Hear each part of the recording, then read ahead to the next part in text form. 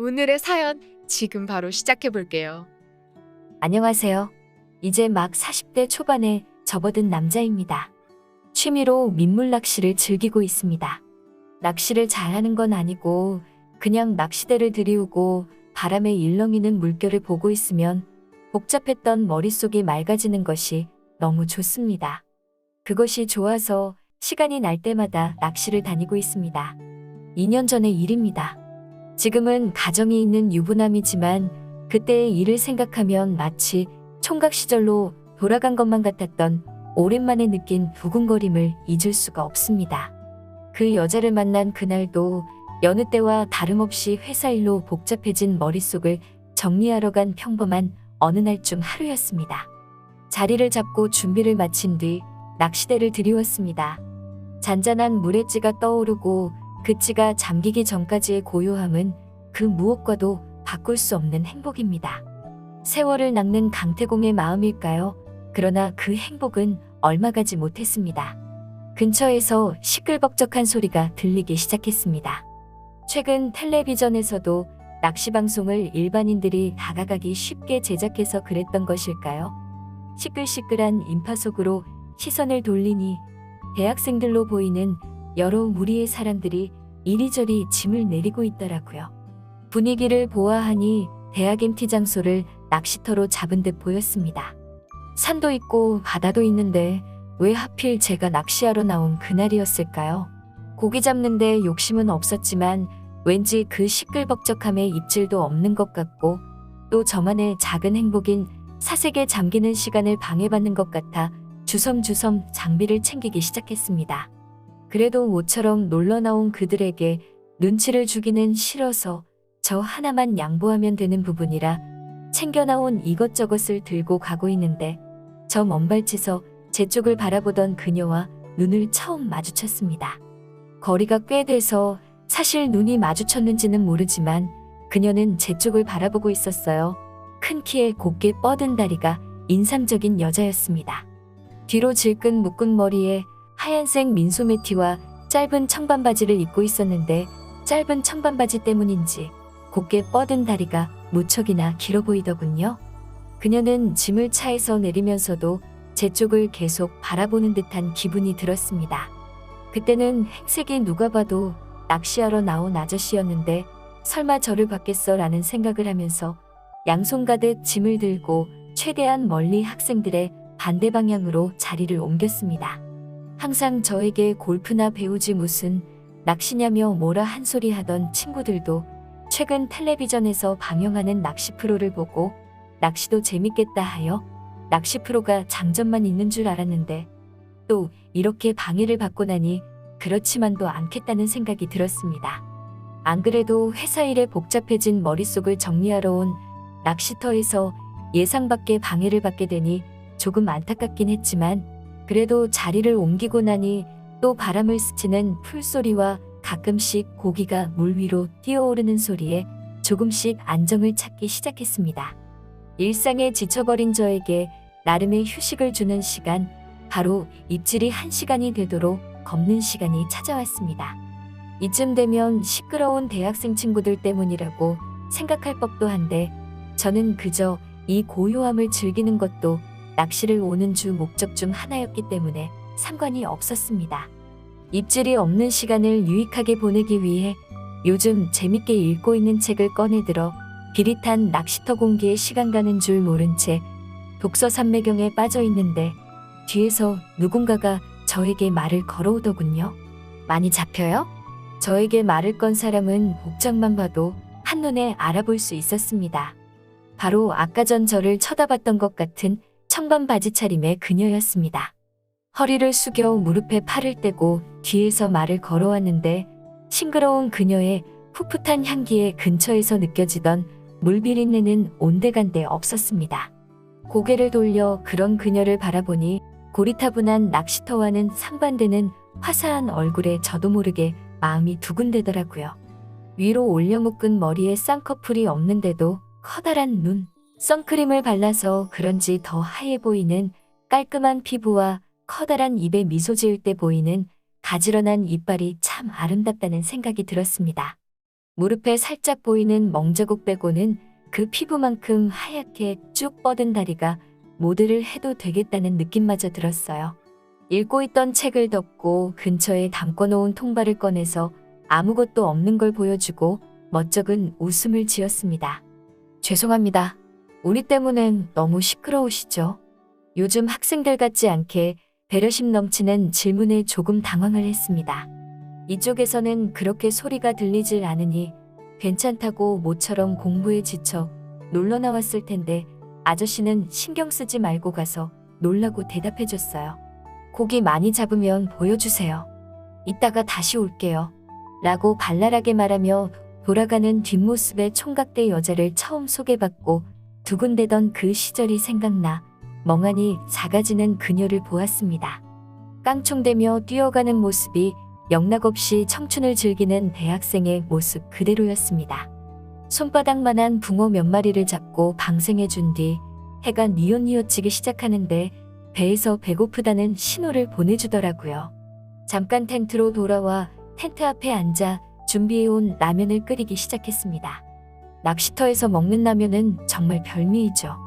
계란까지 하나 올리고 이제 시작하려는데 뭐 드세요? 라면? 라고 하는 낯익은 목소리가 다시 들려왔습니다. 고개를 드니 그녀였습니다. 넘어가는 석양 때문인지 술 기운이 오른 것인지 그녀의 새하얀 양쪽 볼따구는 눈에 확연히 보일 만큼 홍조를 띠고 있었습니다. 그녀의 손에는 일회용 접시가 들려 있었습니다. 이거 좀 드셔보세요. 아저씨 주려고 제가 가져왔어요. 접시 안에는 삼겹살 구운 것이 몇 조각 담겨 있었습니다. 이 아가씨가 취해서 그러는 건지 뭔지는 모르겠지만 그래도 인사 한번 했다고 저를 챙겨주는 마음에 혹이나 감동을 했습니다. 잘 익은 삼겹살을 라면과 먹으려 준비해온 김치랑 먹으니 정말 궁합이 좋았어요.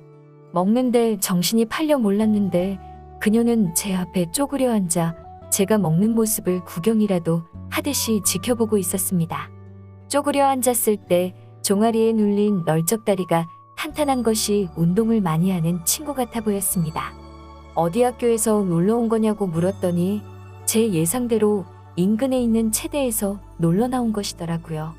태권도를 전공했다는 그녀의 말이 쭉 뻗은 탄탄한 다리가 어디서 온 건지 짐작이 가더군요. 저는 왜 친구들하고 있지 여기까지 와서 이러냐고 장난스레 물었는데 생각지도 못한 그녀의 대답에 두근두근 했습니다. 아저씨가 마음에 들어서요. 깜짝 놀라 입에 물고 있는 라면을 삼키지도 못하고 뱉고 있는데 그녀가 그런 제 모습을 보더니 배를 쥐고 바닥에 발라당 넘어진 채 소리를 내며 웃더라고요. 농담이에요. 시끄러운 것도 싫어하고 저기 있으면 어떻게 해보려고 술만 먹이는 게 싫어서 도망 나왔어요. 바닥에 누워있는 채로 웃으며 대답하는 그녀의 장난도 그저 젊은 아가씨의 애교라고 생각하니 어른을 가지고 장난친 사실에도 기분이 썩 나쁘지만은 않았습니다. 바닥에 누워 무릎을 세우고 있는 그녀를 일으켜 세우고는 등에 묻은 흙을 털어줬습니다. 흰옷에 흙이 묻어 어떡하냐고 대충 물어본 질문에 옷이야 빨면 되죠 라고 쿨하게 대답하는 모습이 정말 귀여웠습니다. 먹는 걸 다 끝내고 다시 낚시를 하러 돌아가려는데 그녀는 일행들에게 돌아갈 생각을 안 하더라고요. 아저씨랑 노는 게 뭐가 재밌냐고 얼른 가서 친구들하고 좋은 추억을 쌓으라고 하는 말에도 그녀는 막무가내로 돌아가지 않는다고 투정을 부렸습니다. 텐트에서 라면 먹을 때 쓰던 간이 의자를 들고 와서 제 낚시자리 옆에 앉을 자리를 마련해줬습니다. 등받이가 없어서 불편할 텐데도 그녀는 제 옆에 앉아 저희 말상대가 되어주었습니다. 아이스박스에 밤에 마시려고 아껴둔 맥주 2캔을 꺼내 하나를 건네줬습니다. 입질도 없는 낚시터의 고리타분한 아저씨와 함께 죽치고 있는 그녀를 위한 나름의 배려였습니다. 그녀는 술이 아직 조금 취했는지 물에 발을 담궈보고 싶다고 신고 있던 샌들을 벗고는 흙탕물에 발을 담그더라고요. 물가는 진흙이라서 위험하다고 그녀를 겨우 떼어놓고는 흙으로 범벅이 된 그녀의 발에 생수를 부어줬습니다. 매니큐어 하나 칠해지지 않은 분홍색 발톱과 매끈한 발등에 잠깐 정신을 놓고 바라보았습니다. 해는 어느덧 넘어가고 깜깜한 밤이 되었습니다. 건너편에서 놀고 있는 학생 무리가 뿜고 있는 불빛과 물 위에 떠 있는 저희 야광지 외에는 아무것도 보이지 않는 어둠이었습니다. 저도 더 이상 그녀와 할 말이 없어 낚시에 집중해 있는데 그녀도 저와 같이 더 이상 할 말이 없는지 조용하더라고요. 그리고 어느 순간 그녀가 제 어깨에 살포시 기대더군요. 밤이 되니까 피곤했는지 잠에 들었던 것이었습니다. 밤 한 개를 머금어 진동하던 플레음이 내 어깨에 그녀의 머리가 바싹 기대지니 아리따운 아가씨의 머리 향해 정신이 아찔해졌습니다.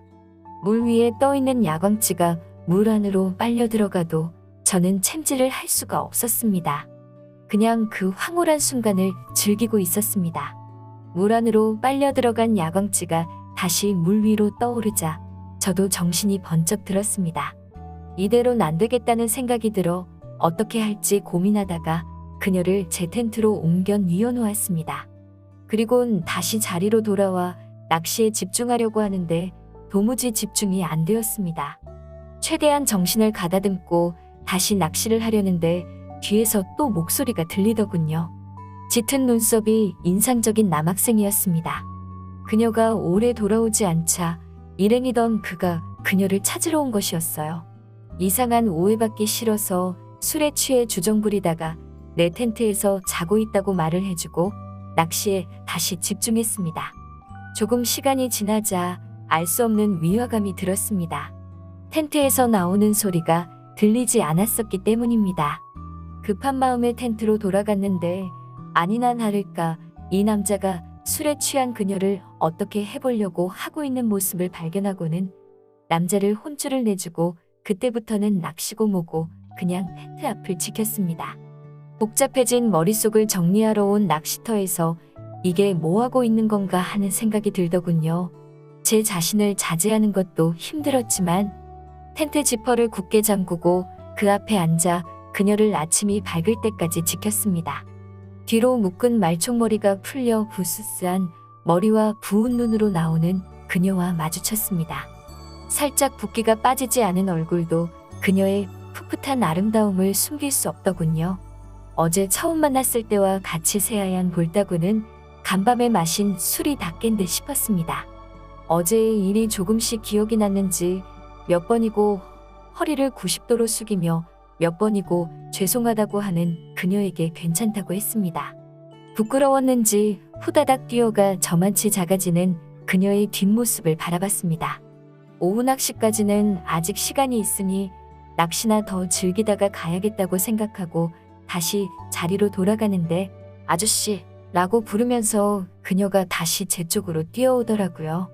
그녀는 자기의 전화번호가 적힌 찢어진 신문지에 귀퉁이를 저에게 내밀며 나중에 같이 식사나 하자며 연락 달라고 하고는 이내 일행들과 낚시터에서 사라졌습니다.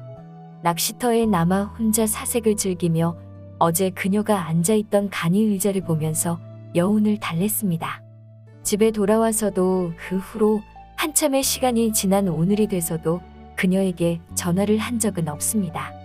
아직도 자주 사용하고는 하는 그녀가 앉아있던 새빨간 간이 의자를 보면서 새하였던 그녀를 아직도 가끔 추억하고는 합니다. 별 볼 일 없는 이야기 끝까지 들어주셔서 감사합니다. 좋은 하루 되세요. 오늘의 사연은 여기까지네요. 긴 사연 끝까지 들어주셔서 감사합니다. 구독과 좋아요 잊지 말아주세요.